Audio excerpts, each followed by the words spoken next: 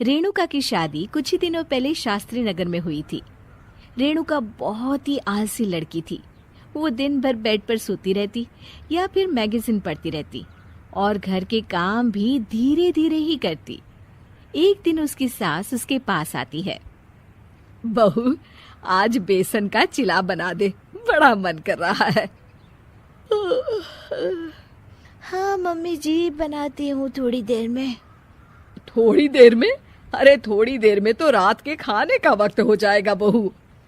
अच्छा मम्मी जी, तो फिर आप रात का खाना ही खा लीजिएगा ना।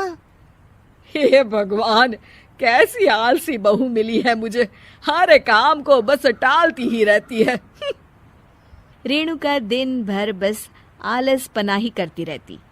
एक बार रात के खाने पर सब बैठे हैं तो रेणुका का पति कहता है, अरे ये क्या, आज फिर से करेला? रेणुका, हफ्ते में तीसरी बार ऐसा हुआ है कि करेला बन रहा है। कुछ भी बना लिया करो।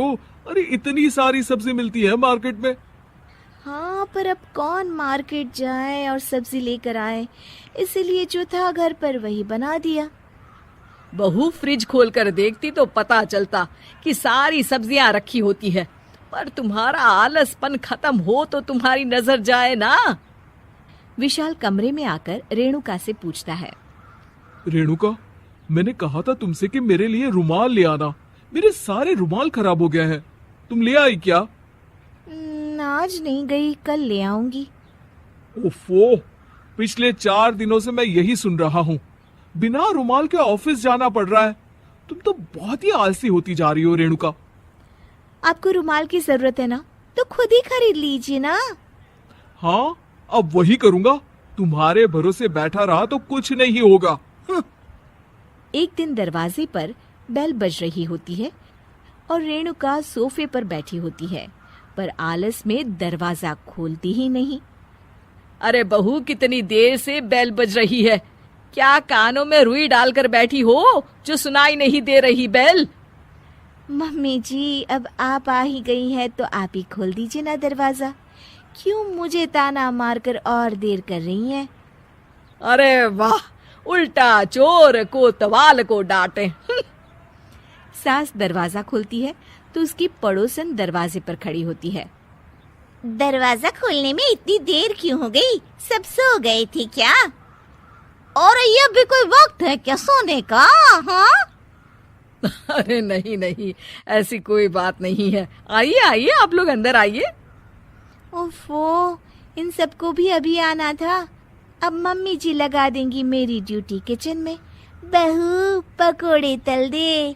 बहू, चाय बना दे। अरे बहू, सो गई क्या? कब से आवाज दे रही हूँ। जा, चाय बना कर लिया। हाँ मम्मी जी, अभी जाती हूँ थोड़ी देर में। सास रेणुका को आंख दिखाती है। मतलब थोड़ी ही देर लगेगी चाय बनाने में, अभी ले आती हूँ, बस झटपट। रेणुका रसोई में जाती है और इसी आलसीपन में वो चीनी की जगह नमक डाल देती है। जैसे ही सब चाय का घूंट भरते हैं, चाय थूक देते हैं। थू थू थू थू, ये कैसी चाय बनाई है तूने रेणुका? इसमें तो सारा नमक भरा है। हाँ, और ये पकोड़े, इसमें इतनी मिर्च है कि मेरी तो हालत ही खराब हो गई खाकर। और रेणु जी, आपकी खातिरदारी में पहले तो कभी कोई कमी नहीं रहती थी, पर जब से आपकी ये बहू आई है ना, मामला कुछ गड़बड़ा सा गया है। हाँ हाँ, जहाँ आप इतनी एक्टिव हैं, वहीं आपकी बहू एकदम आलसी, एकदम राम मिलाई जोड़ी लगती है।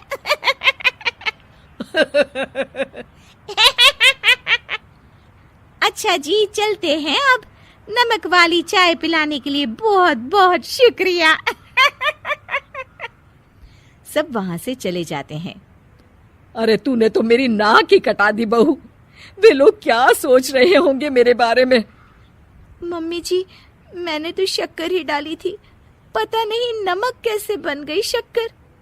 शक्कर नमक नहीं बना बहू रानी, तुम्हारा ये जो आलसपना है ना, ये उसी का नतीजा है। सॉरी मम्मी जी, अब मैं ये आलसपन छोड़कर सारे काम अच्छे से मन लगाकर करूंगी।